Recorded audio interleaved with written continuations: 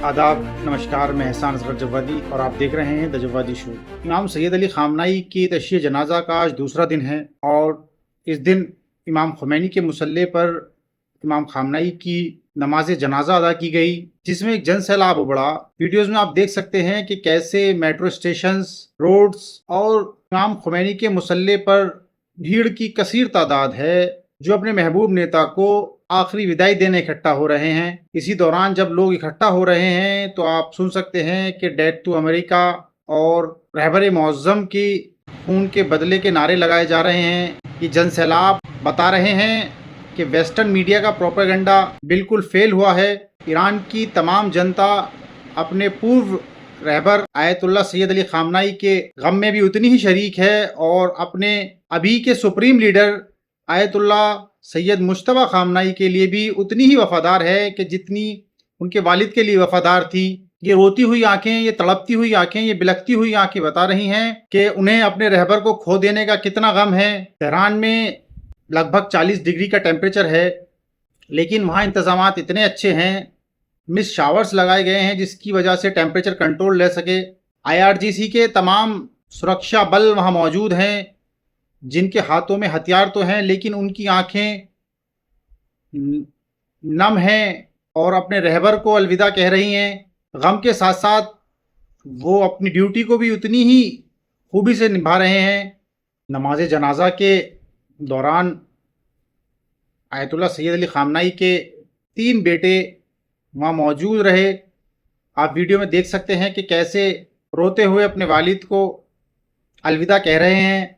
इमाम मुश्तबा ख़ामनाई तदफीन में नहीं आ पाए, सुरक्षा कारणों की वजह से उन्हें IRGC रिक्वेस्ट कर रहा है कि आप तदफीन में ना जाएं। आप अंदाज़ा लगा सकते हैं उस मज़लूम बेटे की बेबसी का कि जो अपने शहीद वालिद की नमाज जनाजा में भी शामिल नहीं हो पा रहा है। सिर्फ़ अपनी कौम के लिए, अपनी कौम की बका के लिए, इस्लाम की जंग के लिए, दुश्मन को शिकस्त करने के लिए, तमाम उन ताकतों को झुकाने के लिए कि जो इंसानियत के ख़िलाफ़ हैं, जो गाज़ा में, फ़लस्तीन में, लबनान में बेकसूरों को अनगिनत तादाद में रोज़ाना मार रहे हैं। उन तमाम ताकतों से लड़ने के लिए IRGC का ये मुश्तबा ख़ामनाई साहब को रिक्वेस्ट था कि आप ना आएँ, क्योंकि ये ज़ालिम ताकतें, इन पे भरोसा नहीं किया जा सकता। बातचीत के दौरान ही इन्होंने सैयद आयतुल्लाह ख़ामनाई के घर पे हमला किया, जिसमें आयतुल्लाह ख़ामनाई के साथ साथ उनकी बेटी, उनके दामाद, सैयद मुश्तबा ख़ामनाई की बीवी और उनकी एक नाती शहीद हो गई। आज़ादी के लिए हर किसी को एक कीमत चुकानी पड़ती है और रहबर मुअज़्ज़म ने अपनी जान देकर इंसानियत की आज़ादी, अपने मुल्क की आज़ादी और हर उस शख्स को दर्ज दिया है कि दुनिया में आपकी ज़बान से ज़्यादा, आपके हक़ पे खड़े रहने से ज़्यादा कुछ ज़रूरी नहीं है, चाहे वो आपकी ख़ुद की जान ही क्यों ना हो। इस तशय्ये जनाजा में जो भी डेलीगेट्स शामिल हुए उनके लिए अलग अलग कुरान की आयतों की तिलावत की गई। हर किसी को कुरान की आयतों के ज़रिए एक संदेश दिया गया। सऊदी अरब के लिए जो आयत की तिलावत की गई उसका तर्जुमा ये है कि 2 फ़ौजों की जंग है जिसमें एक फ़ौज हक़ के साथ है और एक ज़ालिम फ़ौज है।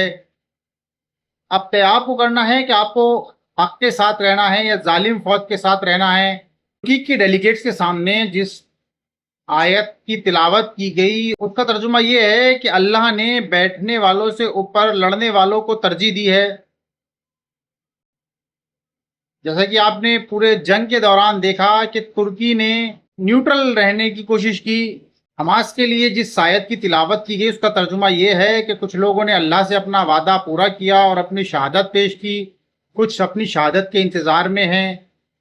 हिज़्बुल्लाह के सामने जिस आयत की तिलावत की गई उसका तर्जुमा ये है कि आप कमज़ोर ना पड़ें, पूरी शिद्दत से लड़ें। कतर के सामने जिस आयत की तिलावत की गई उसका तर्जुमा कुछ इस तरह है कि आप अल्लाह आपके पुराने गुनाहों को बख्शे, आपके नए नए अमालों को कबूल करे और आपको सिरात मुस्तकीम पे कायम रखे। ये एक وہ طریقہ تھا جس سے ایران نے تمام مسلم ممالک کو یہ بتایا کہ قرآن یہ کہہ رہا ہے اور آپ قرآن کے کہنے پہ چلیے اور حق کا ساتھ دیجیے، ظالم کے خلاف کھڑے ہوئیے۔ اسی طرح ہم آپ کی خدمت میں حاضر ہوتے رہیں گے، اور بھی خبریں لے کر جڑے رہیے ہمارے ساتھ، دیکھتے رہیے دا جوادی شو۔ لائک کیجیے ہماری ویڈیو کو، شیئر کیجیے، سبسکرائب کیجیے ہمارا چینل، تاکہ ہمیں حوصلہ ملتا رہے اور ایسے ہی ہم آپ کے لیے خبریں لے کر آتے رہیں۔